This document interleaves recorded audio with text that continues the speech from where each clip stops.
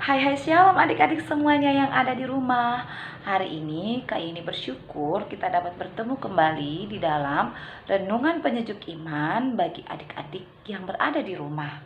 Adik-adik, hari ini kita sama-sama mau belajar kebenaran firman Tuhan tentang Yakub.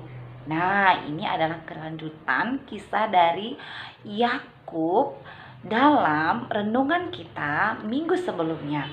Nah, adik-adik, sebelum kita merenungkan kebenaran firman Tuhan bersama-sama, kita sama-sama berdoa yuk. Semua lipat tangannya dan tutup matanya. Kita sama-sama berdoa. Tuhan Yesus, terima kasih pada saat hari ini kami bersyukur untuk kasih setia Tuhan, untuk kebaikan Tuhan, untuk penyertaan Tuhan di dalam kehidupan kami. Terima kasih Tuhan, hari ini kami bersyukur untuk penyertaan Tuhan yang begitu luar biasa, hingga pada saat hari ini kami dapat bertemu kembali bersama dalam renungan penyejuk iman. Tuhan Yesus berkati kami semua, berkati adik-adik yang ada di rumah yang pada saat ini bersama-sama mau belajar kebenaran firman Tuhan. Berkati Kakak Yeni supaya setiap apapun yang Kakak Yeni sampaikan semuanya berasal daripada Tuhan dan dapat membawa kami semua untuk memuliakan Tuhan, untuk meninggikan Tuhan dan mengandalkan Tuhan di dalam kehidupan kami. Terima kasih Tuhan Yesus, kami berdoa dan mengucap syukur hanya di dalam nama Tuhan Yesus Kristus. Haleluya, amin. Nah adik-adik, hari ini kita sama-sama mau belajar firman Tuhan tentang Yakub. Namun sebelumnya Kak Yeni mau mengingatkan kembali tentang firman Tuhan yang telah kita pelajari pada saat yang lalu. Nah, pada waktu itu Yakub bekerja di rumah Laban sudah begitu lama, sampai bertahun-tahun. Nah, kenapa pada saat itu Tuhan memberkati Yakub? Ya, kita sudah belajar bersama-sama karena pada saat itu Yakub bekerja dengan begitu rajin dan begitu baik.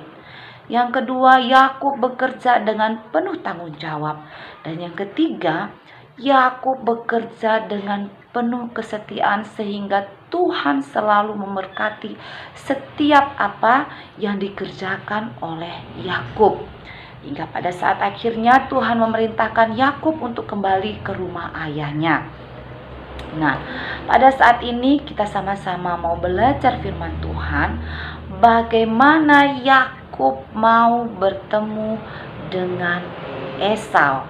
Adik-adik tahu bagaimana kisah Yakub sebelumnya?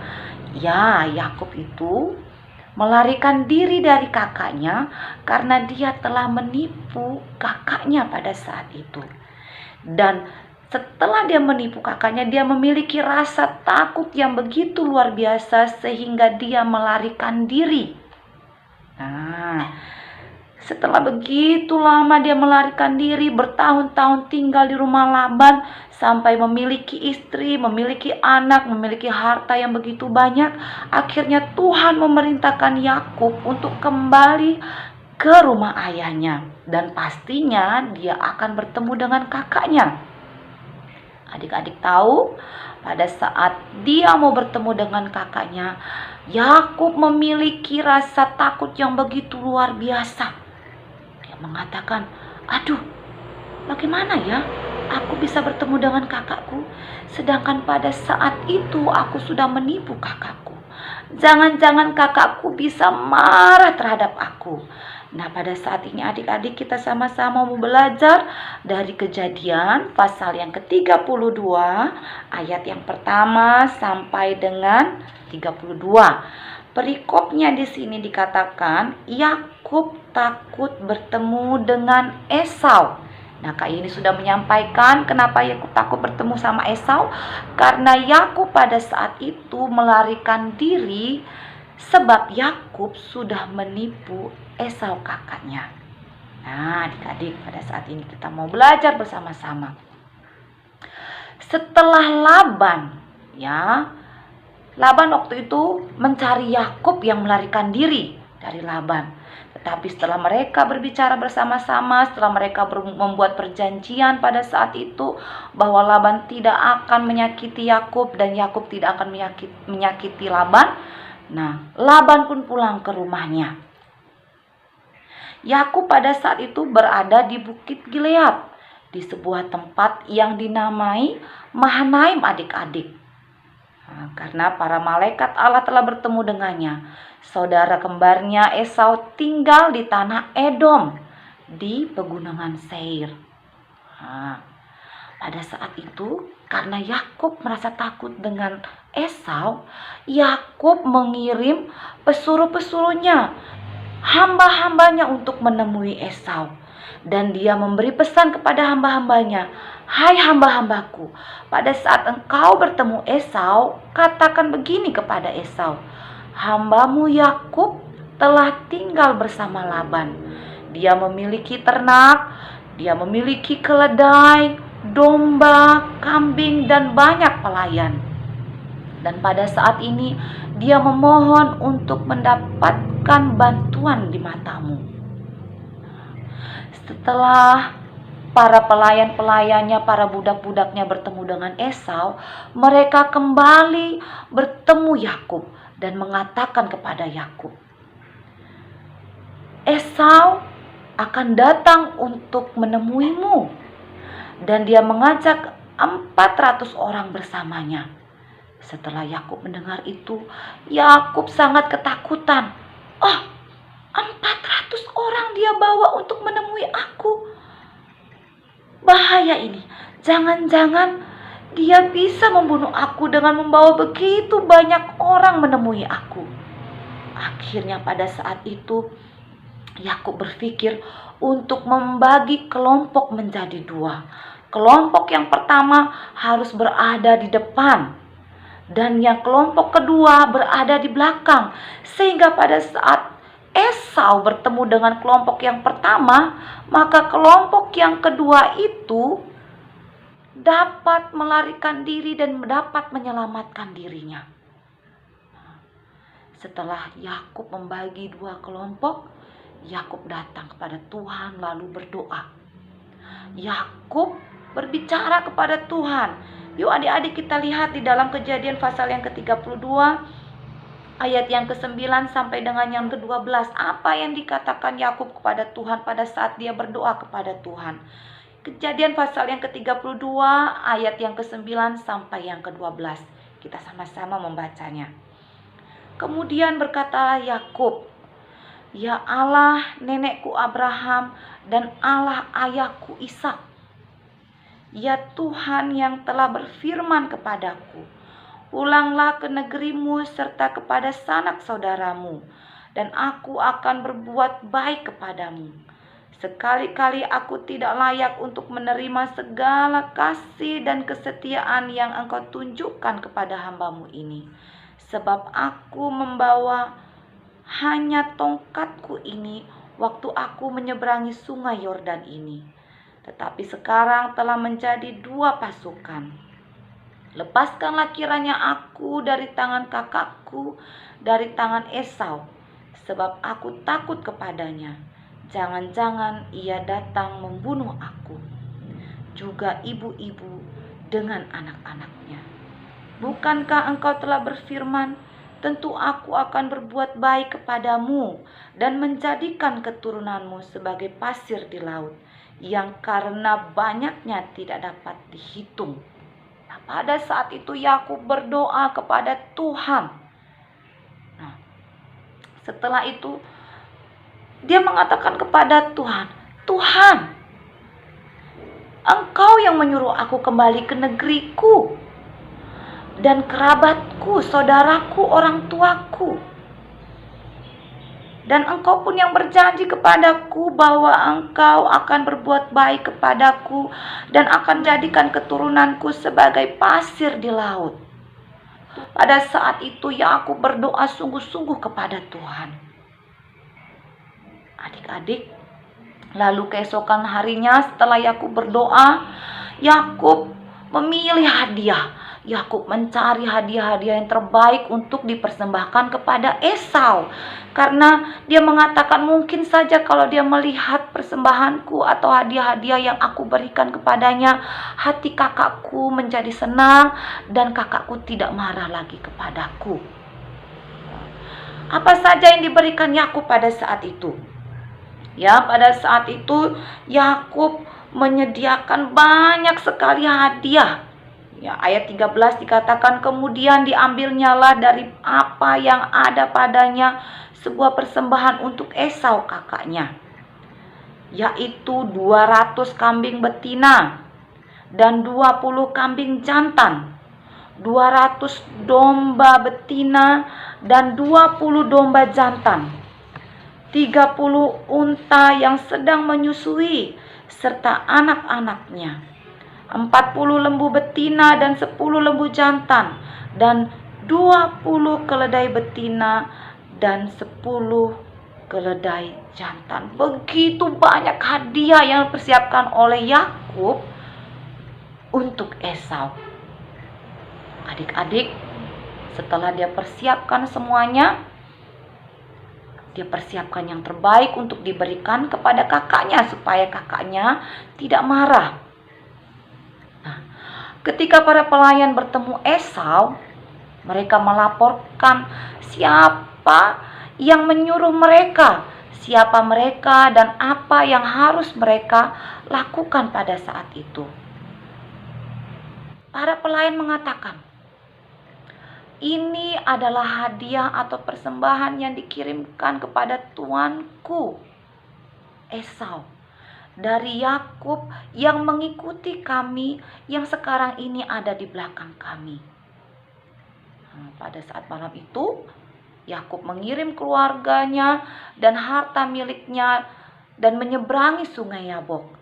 Lalu setelah dia menyuruh anak istrinya dan segala harta miliknya menyeberangi sungai Yabok, lalu tinggallah Yakub seorang diri. Nah, pada saat Yakub tinggal seorang diri, pada saat dia merasa sangat begitu sedih, begitu susah hatinya, aduh bagaimana ya aku akan bertemu dengan kakakku. Itu adalah masalah yang begitu besar yang dihadapi Yakub pada saat itu. Ayat 22 dikatakan, pada malam itu Yakub bangun dan ia membawa kedua istrinya, kedua budaknya perempuan dan 11 anaknya dan menyeberang ke tempat penyeberangan sungai Yabok. Sesudah ia menyeberangkan mereka, ia menyeberangkan juga segala miliknya. Lalu tinggallah Yakub seorang diri dan seorang laki-laki bergulat dengan dia sampai fajar menyingsing. Pada saat Yakub seorang diri, datanglah seorang laki-laki bertemu dengan dia dan bergulat dengan dia. Ketika orang itu melihat bahwa ia tidak bisa mengalahkannya, ia memukul sendi pangkal paha Yakub sehingga sendi pangkal paha Yakub itu terpelecok. Ayo kita lihat sama-sama ayatnya di dalam Kejadian pasal yang ke-32 ayat yang ke-27 sampai dengan yang ke-28. Pada saat itu laki-laki itu berkata kepada Yakub, ayat 25 dikatakan, lalu orang itu melihat bahwa ia tidak dapat mengalahkannya. Ia memukul sendi pangkal paha Yakub sehingga sendi pangkal paha itu terpelecok ketika ia bergulat dengan orang itu. Lalu kata orang itu, biarkanlah aku pergi karena fajar telah menyingsing. Sahut Yakub, aku tidak akan membiarkan engkau pergi jika engkau tidak memberkati aku. Bertanyalah orang itu kepadanya, siapakah namamu? Sahutnya, Yakub. Ayat yang ke-28, lalu kata orang itu, namamu tidak akan disebutkan lagi Yakub, tetapi Israel, sebab engkau telah bergumul melawan Allah dan manusia dan engkau menang. Nah, pada saat itu Yakub tidak membiarkan orang itu pergi, tetapi dia meminta berkat daripada orang teman dia bergulat itu. Dan orang itu pun memberkati Yakub. Mengatakan di ayat yang ke-28, lalu kata orang itu, namamu tidak akan disebutkan lagi Yakub, tetapi Israel, sebab engkau telah bergumul melawan Allah dan manusia, dan engkau menang. Setelah Orang itu mengatakan hal itu kepada Yakub. Yakub bertanya juga kepada orang itu, "Katakanlah juga namamu." Tetapi sahutnya, "Mengapa engkau menanyakan namaku?" Lalu diberkatinya lah Yakub di situ. Nah, pada akhirnya setelah Yakub bergumul melawan orang tersebut, Yakub menerima berkat. Setelah Yakub menerima berkat, keesokan harinya di ayat yang ke-30 dikatakan Yakub menamai tempat itu Peniel. Ya, karena aku telah melihat Allah berhadapan muka, tetapi nyawaku tertolong. Adik-adik, pada saat hari ini kita belajar bagaimana rasa takut yang dialami oleh Yakub pada saat itu karena dia akan bertemu dengan kakaknya. Kita tahu Yakub sudah berbuat salah, Yakub sudah menipu kakaknya. Tetapi pada saat itu dia menyerahkan seluruh rasa takutnya kepada Tuhan. Dia tahu, ya, dia tidak mampu melawan rasa takutnya sendiri. Dia tidak bisa menghentikan amarah kakaknya. Dan pada saat itu dia datang kepada Tuhan. Apa yang dilakukan oleh Yakub pada saat dia merasa takut? Apa yang dilakukan oleh Yakub pada saat dia merasa gelisah dan merasa tidak mampu lagi untuk melakukan segala sesuatu? Yang pertama kita lihat, Yakub datang kepada Tuhan dan berdoa kepada Tuhan.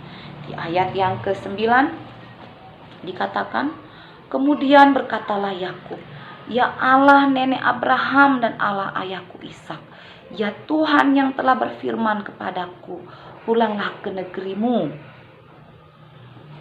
serta kepada sanak saudaramu, dan aku akan berbuat baik kepadamu. Sekali-kali aku tidak layak untuk menerima segala kasih dan kesetiaan yang engkau tunjukkan kepada hambamu ini.'"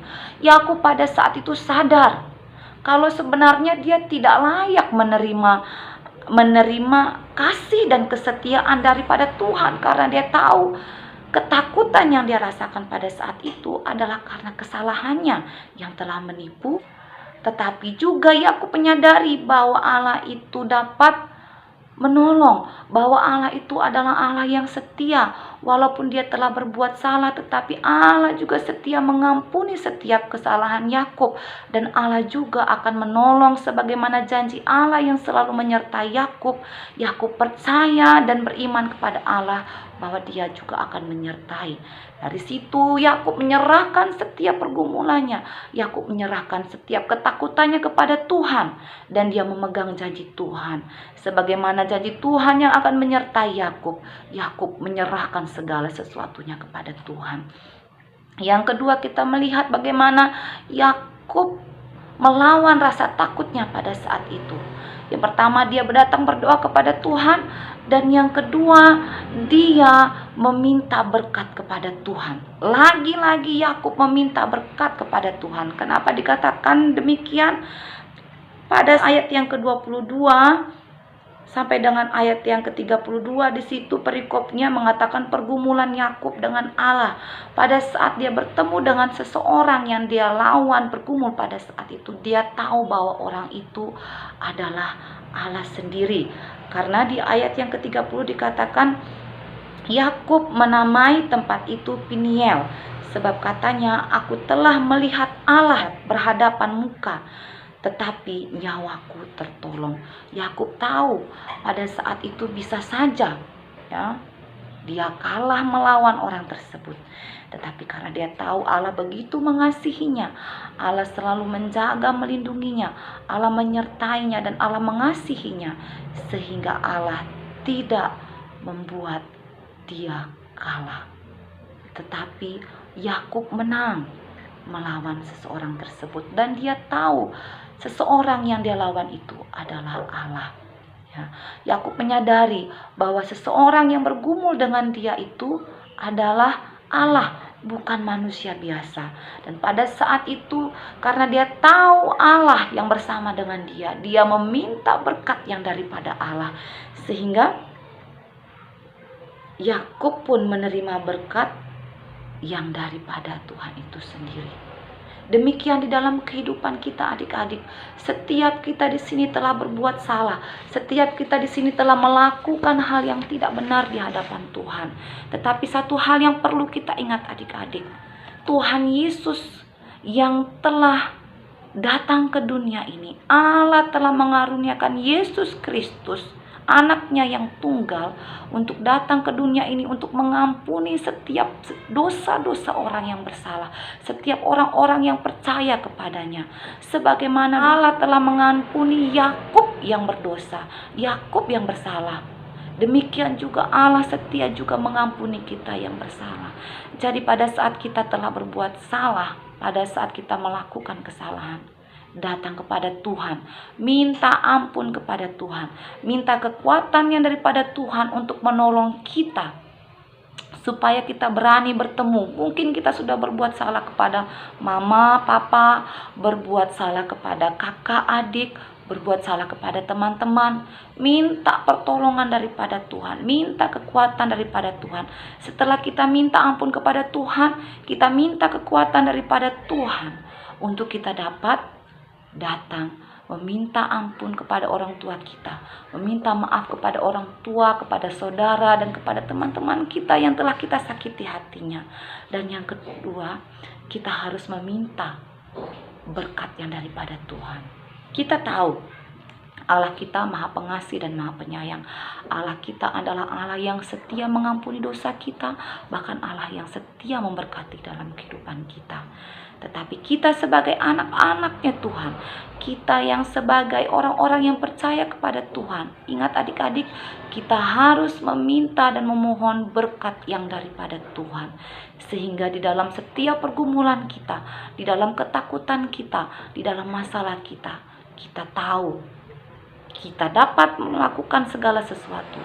Kita dapat terlepas dari pergumulan kita pada saat kita mengandalkan Tuhan. Sebagaimana Yakub mengandalkan Tuhan dalam pergumulannya, dalam permasalahannya, demikian kehidupan kita. Kita harus mengandalkan Tuhan untuk menyelesaikan setiap permasalahan kita. Sebagaimana Yakub tahu kalau dia adalah orang yang salah, ya, kita juga harus menyadari kita adalah orang yang bersalah, orang yang berdosa, dan kita harus meminta ampun kepada Tuhan, meminta kekuatan yang daripada Tuhan untuk datang kepada orang tua kita, kepada saudara kita, kepada sahabat kita, teman-teman kita, untuk meminta maaf akan kesalahan kita. Dan yang kedua, di dalam pergumulan kita, di dalam kehidupan kita, adik-adik yang ada di rumah, mintalah berkat kepada Tuhan. Kita yakin dan percaya pada saat kita meminta kepada Tuhan, Tuhan akan memberkati kita.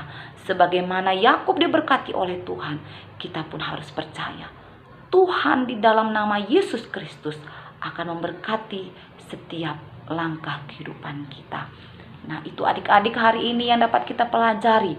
Ya, yang pertama kita harus datang kepada Tuhan, meminta ampun akan kesalahan pelanggaran kita, berdoa kepada Tuhan, meminta kekuatan daripada Tuhan untuk kita dapat meminta maaf kepada orang tua kita, kepada saudara kita, dan kepada teman-teman kita.